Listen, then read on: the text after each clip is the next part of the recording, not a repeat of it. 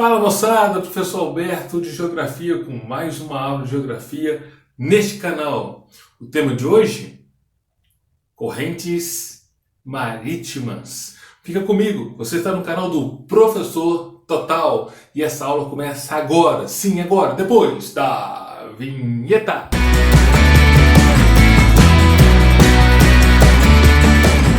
Moçada, a aula de hoje é sobre correntes marítimas. Talvez você ouviu falar sobre correntes marítimas no cinema, sim, no cinema. No filme Procurando Nemo, tá lembrado? Esse daqui, ó, tá passando aqui. Esse é um trecho exatamente do momento onde o pai do Nemo está à sua procura e eles estão ali, ele e uma tartaruga, tentando ganhar distância e eles entram na corrente leste australiana. Essa corrente, ela existe, ela é real. Mas o que são correntes marítimas? Correntes marítimas são grandes porções de água oceânicas ou grandes volumes de água que se deslocam pelo globo em direções distintas. Um detalhe, essas correntes têm temperaturas diferenciadas, isso por causa do aquecimento desigual das águas dos oceanos. Esse aquecimento desigual é uma das características, porque nós temos mais. Quais são as outras características que são próprias das correntes marítimas? Por exemplo, cor. Ela tem uma coloração. Elas não se misturam com o mar. São únicas, são distintas. Tem nomes próprios dependendo da região. Teor de salinidade, quantidade de sal. Ok? E elas se movimentam pelo globo não só pela diferença de temperatura, densidade proporcionada pelo teor de sal, né? Mas também por causa da ação da gravidade, curvatura da Terra, rotação da Terra e além da contribuição dos ventos, como os ventos alísios. Então elas se deslocam por todo o globo. Beleza? Agora observe essa ilustração que eu tenho aqui no quadro. Mostram as correntes quentes e frias, correntes quentes representada pela cor vermelha e a corrente fria representada pela cor azul. Isso é uma definição por uma convenção internacional. Tudo bem? Quero destacar para vocês aqui a América, com a América do Norte, destacando aqui o Alasca dos Estados Unidos, Canadá, o próprio Estados Unidos, região do México, a região da América Central, a América do Sul, no litoral brasileiro, litoral andino, tudo bem? Antártida, continente africano, Europa, ok? Hemisfério norte e sul e um destaque para a linha do Equador. Agora, meus queridos, observem a corrente da Antártida, é essa daqui, parte dela vai formar a corrente de Humboldt, que logo em seguida também muda de nome, corrente do Peru. O prolongamento da corrente da Antártida, corrente do Atlântico Sul, corrente das Falklands, corrente de Benguela. Na porção norte, nós temos a corrente das Canárias, entre a Europa e a África. E a corrente californiana. Agora, eu estou destacando aqui as correntes frias. As correntes frias, elas têm grande função no planeta para determinar os desertos. São determinantes ou dão manutenção aos desertos. Por quê? Porque a corrente fria, ela já tem a sua característica com baixa temperatura, então ela vai resfriar essas águas, ou seja, vai condensar, vai diminuir a evaporação e quando acontece a chuva vai acontecer nos oceanos. Não vai haver uma diferença de pressão, de temperatura, levando a umidade para o continente, onde ele pode precipitar por lá. Mas na verdade o que vai um ar frio, baixa temperatura e sem umidade, é seco. E isso ajuda a manter os desertos. Como por exemplo, a corrente californiana, ela vai definir, vai manter o deserto do Colorado, na porção norte da Califórnia. Aqui, o deserto do Atacama, na região do Chile, com a corrente de Humboldt. Nós temos aqui a corrente das Falklands, o deserto da Patagônia, uma porção da Patagônia desértica. A corrente de Benguela vai definir ali o deserto da Namíbia, na porção sul-oeste do continente africano. Nós temos aqui a corrente das Canárias. Ela é um dos fatores que vai determinar e vai manter o deserto do Saara. Tranquilo? Show de bola! Roda o fio. Pessoal, ainda falando sobre correntes frias, algo que vai determinar em termos de movimentos dentro do estudo de correntes marítimas é a questão da densidade.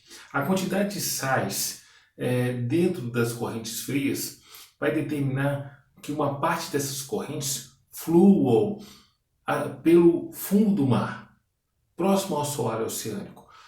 Nós temos uma representação aqui nesse vídeo que está passando ao meu lado, mostrando uma dessas correntes que passam pelo fundo do mar, próximo ao oceano, ao assoalho oceânico, e levando tudo que encontra para outras direções, né, ou para a direção que é a direção a orientação principal. Note bem que nessa representação aqui, nesse vídeo, tem alguns mergulhadores.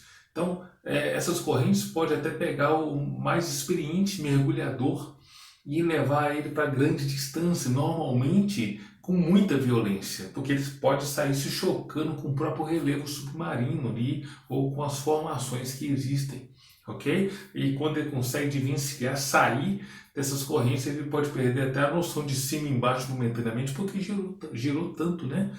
Acabou sendo jogado para lá e para cá e pode perder momentaneamente a noção de cima e embaixo, se a gente pode falar assim, ok? Então as correntes que têm maior concentração de sal, tem maior intensidade ou densidade por causa da salinidade, elas vão fluir em superfície. Tudo bem? Beleza. Aquelas que são, que tem menor grau de salinidade, ou aquelas que são correntes quentes, vão fluir na porção mais superior, mais na linha d'água, ok? E sobre essa questão, as correntes quentes, elas vão influenciar também no clima dos continentes, na região litorâneas, levando umidade. Enquanto as correntes frias anulam a maritimidade, as correntes quentes vão influenciar, né, a maritimidade nos continentes, levando umidade para o interior deles, principalmente na região litorânea, né? Pode provocar, por exemplo, as chuvas orográficas. Tem um vídeo aqui no nosso canal do Professor Total falando sobre tipos de chuva. Dá uma conferida, tem aqui um link, aqui um card aqui mostrando isso. Agora, perceba, em grandes áreas nós temos aqui a floresta amazônica. É claro que aqui nós temos a Zecite, que é uma grande zona de umidade, que é uma área de confluência ali dos ventos alísios. Floresta Atlântica, nós temos aqui a Mata Equatorial, Floresta Equatorial, o prolongamento da Floresta Amazônica na região da América Central, nós temos a Floresta Equatorial Africana e por aí vai, ok? Onde tem uma corrente quente, possivelmente na região litorânea, há uma vegetação de porte, ok? Chamando a atenção aqui, meus amigos, então, relembrando alguns fatores, algumas características das correntes marítimas. Diferença de temperatura, nós temos correntes quentes ou frias. Diferença de densidade, questão da salinidade, teor de sal. Lembrando que as correntes frias, elas concentram mais sais, e as correntes quentes diluem mais esse sal. A rotação da Terra influencia muito no movimento das correntes, e a sua curvatura contribui para que elas tenham movimento. Os ventos alísios influenciam muito as correntes superficiais. O relevo submarino, ele é um fator que contribui na movimentação, no deslocamento dessas correntes. A cor eu já mencionei para vocês, é claro que essa cor vai variar de acordo com a salinidade e com a temperatura. Elas não se misturam e são rios como fossem rios nos oceanos. Algo que eu quero destacar aqui é a questão do efeito de Coriolis, ou Coriolis, como alguns preferem mencionar. que é o sentido das correntes marítimas em cada um dos hemisférios. Agora note bem, como são grandes volumes de água, no hemisfério norte, o sentido das correntes marítimas é o horário, porque eles fluem nesse sentido, corrente das Canárias, corrente equatorial, corrente das Guianas, corrente do Caribe, corrente do Golfo, corrente do Atlântico Norte, ok? No hemisfério sul, o sentido é contrário ao do hemisfério norte, o sentido é anti-horário. Eu tenho aqui a corrente do Atlântico Sul, corrente da Antártida, subindo aqui no próximo ao sul do continente africano, corrente de Benguela, corrente equatorial, corrente do Brasil. Então o sentido ele é anti-horário e por aí vai, ok? Entenda bem, o efeito Coriolis ele só funciona em grandes volumes de água. Então não é possível representar o efeito Coriolis em pequenos recipientes, como a pia do seu apartamento, lá da sua casa, que você vai abrir, você está no hemisfério sul, e vai rodar no sentido anti-horário. No hemisfério norte vai sentido horário, na linha do Equador vai descer. Alguns até tem alguns vídeos na internet mostrando esse tipo de representação. Entenda bem, em pequenos volumes isso não tem influência. Muitos gostam até de mencionar que os snipers eles têm que estudar sobre o efeito Coriolis. Eles estudam sobre o efeito Coriolis, mas não é um estudo determinante para que eles possam corrigir a rota do projétil assim que ele é lançado do armamento, né? Existe um estudo específico que é o efeito Magnus, ok? Em um outro vídeo a gente pode falar e comparar os dois tipos de efeito, Coriolis e Magnus, ok? Beleza? Tranquilo? Por que eu estou dizendo isso? Porque os recipientes onde eu vou realizar esses experimentos são tendenciosos. Existem alguns estudos na internet sérios de universidades que mostram e provam isso. Tranquilo, moçada? Show de bola! Dá um joinha aí, curta essa aula se ainda não curtiu, beleza? Pessoal, eu quero destacar ainda sobre correntes quentes. Note bem, onde a corrente quente ela passa, ela influencia no clima continental. E essa influência eu quero destacar uma aqui, que é a corrente equatorial, que vai se prolongar aqui para o norte da América do Sul, recebe o nome de Guianas, quando se deslocam para a região do Caribe. Corrente do Caribe, ela entra dentro do Golfo do México e recebe o nome de corrente do Golfo ou Golfo Stream. Do Golfo se desloca em direção à Europa, mas na verdade na região da Grã-Bretanha. Qual é a grande questão? Ela vai influenciar no clima europeu. Os invernos na Europa serão amenos. Essas correntes com uma certa temperatura vai dificultar o congelamento do litoral norte da Europa, na região da Grã-Bretanha, ok? Perfeito? Então entenda isso, guarde isso, porque pode ser um diferencial para você nas provas aí que você poderá prestar. Perfeito? Então nós temos esse destaque. Falei sobre o efeito Coriolis e eu quero dar um destaque aqui a respeito das mudanças climáticas globais, que está associado ao aquecimento global. Nós temos aqui um equilíbrio das correntes marítimas e esse equilíbrio pode ser alterado com o aumento do aquecimento global. Mas espera aí, Alberto, o que isso tem a ver com as correntes marítimas? Muito simples. Na proporção que o mundo anda, né, que a história vai se revelando, o homem tem alterado a dinâmica ambiental, lançando grande quantidade de poluentes para a atmosfera. É claro que a dinâmica natural também lança poluentes para a atmosfera, como vulcões entrando em erupção.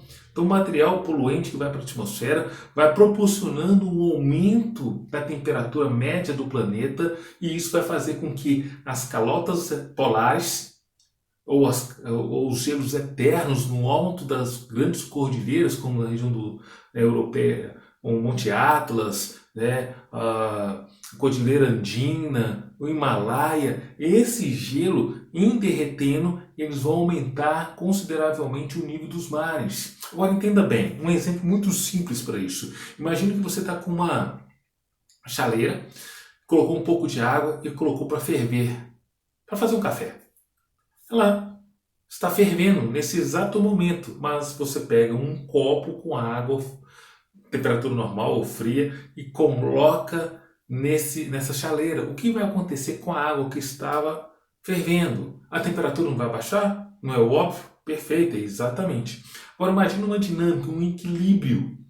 Se eu vou acrescentar mais água nos oceanos, a temperatura, as correntes que são quentes, ela vai diminuir essa temperatura e isso vai favorecer um processo de resfriamento do planeta. Pode ser.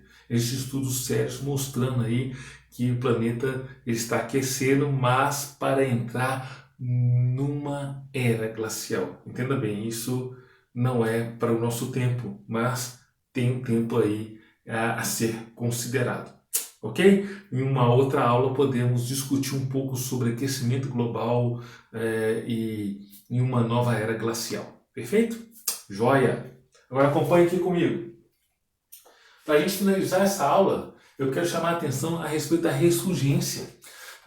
E a ressurgência, ela tem um papel muito importante em certas regiões. E quem contribui para que ocorram as ressurgências são as correntes frias, onde ela vai levar do fundo, da proximidade ali da região do assoalho oceânico, na região onde elas passam, para a superfície, grande volume de nutrientes. Isso vai ser muito bom para os fitoplânctons, os zooplânctons, ou seja, para a fauna aquática dessa região, aumentando a piscosidade, aumentando o número de pescados nessa região, favorecendo a economia, por exemplo, na corrente de Humboldt. Essa daqui, a corrente de Humboldt, ela tem um período de ressurgência muito próximo aqui dessa corrente que recebe o nome de corrente do Peru.